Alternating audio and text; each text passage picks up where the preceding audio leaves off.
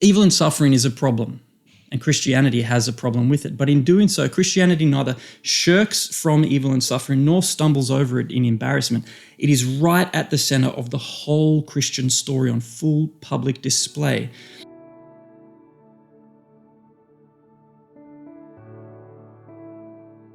Suffering is a reality that every human being experiences, right from the moment of our traumatic birth through to the final breaths that we take in death.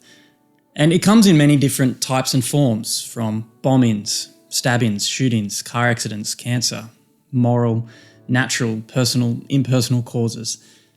Suffering is a hard reality of this world in which we live, and even if you don't believe in God, the problem doesn't go away. So when it comes to this question of suffering, I think we're faced with really a number of different questions. Why did this happen? How can we live with it? What can be done about it? Questions that give voice to the need for explanation, consolation, restoration in times of suffering. And to these, I think the Christian story has a few things to say. First, to explanation. When we open up the Bible, we read on page 1 how God created the world and it was all good. The earth, the plants, the animals, humans all had a pattern and place under God. And then when we turn over the page, it all changes. Humans choose to move against this good pattern of creation that God had established in the beginning, and things start to fall out of place. It's like, imagine running your hand along a freshly cut timber handrail. You run your hand along the grain and it's smooth. The rail provides stability for you. But you run your hand against the grain, against the pattern, and you'll get splinters. You'll hurt, you'll recoil, you'll take your hand off and lose stability. That's more or less what the Bible means by this word sin. It's going against the pattern of God's good creation, which can be very painful and lead to all sorts of instabilities and insecurities in life where nothing is guaranteed. So sin explains why there is suffering in a very general sense. It's like the whole background to everything we're talking about here. But when we ask this question, can I trust God in times of suffering? That's not typically a general question. It's a particular question about something we may be going through. So from the general to the particular, when it comes to suffering like this, I'm reminded of the story in the Old Testament of Job. Job was a prosperous man, upright, who experienced sudden and severe loss, his wealth, his health, his family. And he's trying to process all of this with his friends. There's almost like this anxious question that he has, like, what have I done to deserve this? His friends tempt him into thinking that he must have done something wrong because, karma, if you get good, it's because you do good. If you get bad, it's because you do bad. Job got bad, so therefore he must have done something wrong. But while Job knows he's not perfect, he can't think of anything that he's done to warrant the kind of severe suffering that he's going through. So Job gives voice to his protest here, and eventually he gets an audience with heaven. But how does God answer Job there at the back of the book? Well, he hits him with 60 plus impossible questions, ranging from cosmology to ecology to zoology. It's like God is saying to Job, you cannot domesticate providence. The universe is a big and complex and messy place, far more than some simplistic karmic system. And when it comes to your particular suffering, Job, as painful as it is, you're not necessarily going to understand everything that's going on here. Because this is a world marred by sin and there are just no guarantees. Sometimes the good guys are going to get hurt. Sometimes the bad boys are going to get away with it. And we won't always know why. Sometimes it will be obvious. Like if you make certain life choices that are poor, you may suffer as a consequence. But when we see no obvious reason for our suffering, in those moments, it's like the story of Job seems to suggest to us that any lack of an explanation is but an invitation for us to trust God and His wisdom all the more. So can I trust God in times of suffering? The story of Job seems to suggest that we can, because even if we don't have a full explanation, God does. He's sovereign over our suffering. He knows what's going on. But that's not all the Bible has to say. So God knows the big picture. So what? How is that comforting? Well, that's our second point here, from explanation to consolation. It's sometimes said that the problem of evil and suffering is the single strongest objection to the plausibility of Christianity. After all, if God is all powerful and He's all good, then He should be capable and willing to do something about our suffering, right? Well, Christianity says that He has. At the heart of the Christian story is a cross of crucifixion, with God in the person of Jesus suffering to the point of death. Now, the death of a first century person who claimed to be God might just seem distant and removed from your suffering right now. I get that, particularly if you're going through something now. But just try and sit with that for a moment. Evil and suffering is a problem, and Christianity has a problem with it. But in doing so, Christianity neither shirks from evil and suffering nor stumbles over it in embarrassment. It is right at the center of the whole Christian story on full public display, so that the passions of Christ, literally the sufferings of Jesus, end up presenting us with this paradox of good news that is crafted around an embrace of suffering.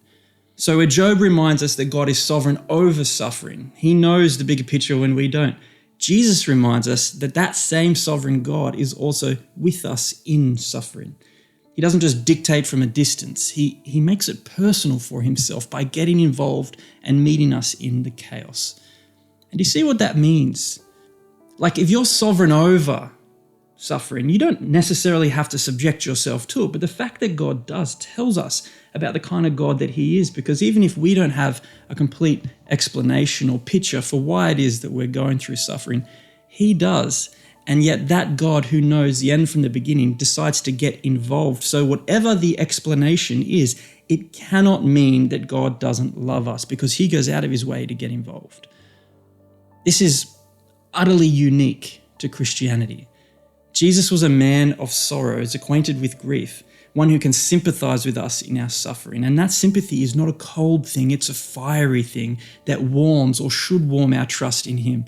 Because if God is both sovereign over suffering and yet willing to become subject to suffering, then the cross of Jesus Christ becomes evidence that God is doing something about it after all. What was he doing? That's the third point here. Explanation, consolation, now restoration. In Romans chapter 8, Paul describes our present sufferings in this life like labor pains. Anyone who's been in a labor ward would know what that's like. It hurts. It's intense. But it's not in vain. It's a pushing with a purpose toward new life. And it's that knowledge of the life that is not just to come, right, with the first cries, but that is real inside the mother in the moment of the labor that empowers her to push on through the pain. That's the Christian response to suffering. The promise is not that Christians will not suffer in this life. It's that our suffering, when we go through it, might be like Jesus, a cross followed by an empty tomb, death given over to new and eternal life, transforming and redeeming our suffering in the present. You know, our secular society today, so much time is spent trying to figure out ways to suppress suffering, to remove it, to drug it, to institutionalize it, to surgically excise it, to euthanize it, to divorce it, do anything but live with it. The good news of Jesus Christ teaches us how to live with it. In a word, by hope. Hope is the reasonable expectation that this life is not as good as it gets, that resurrection awaits, that a new heaven and a new earth beckons where there will be no more tears, where, in the words of J.R.R. Tolkien, author of Lord of the Rings, everything sad is going to come untrue. If we truly believe that that is coming, then hope cannot just be a future thing. It has to affect us now, here in the present, because that has to change the way we see suffering and therefore how we grieve.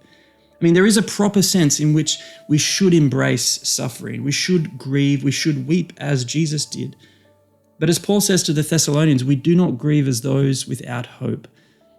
Just like rubbing salt into meat preserves it from going bad in warm climates, so when we rub the love of Jesus in his death and the hope of Jesus in his resurrection into our suffering, we stop our grief from turning bad and destroying us.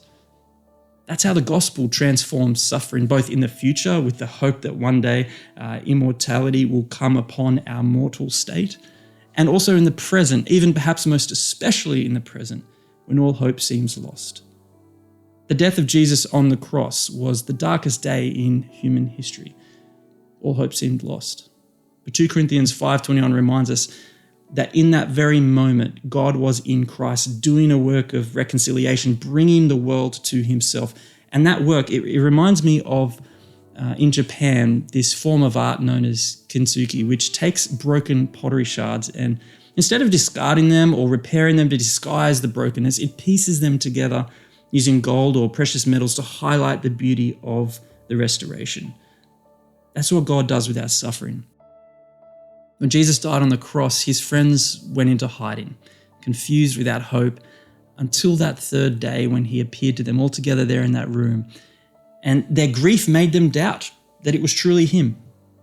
And as though answering this very question, can I trust God with my suffering, Jesus invites his friends there in that room to consider his scars on his hands, on his feet, in his side. And like Kintsugi, Jesus' resurrected body bears scars of brokenness as evidence that suffering can be transformative. So explanation, consolation, restoration. God is not only over us in suffering, with us in suffering, but he is ultimately for us in suffering. And taking those scarred hands of his, the promise is not that we won't suffer in this life, but that our suffering might be like his. Again, a death followed by a resurrection, a cross followed by an empty tomb.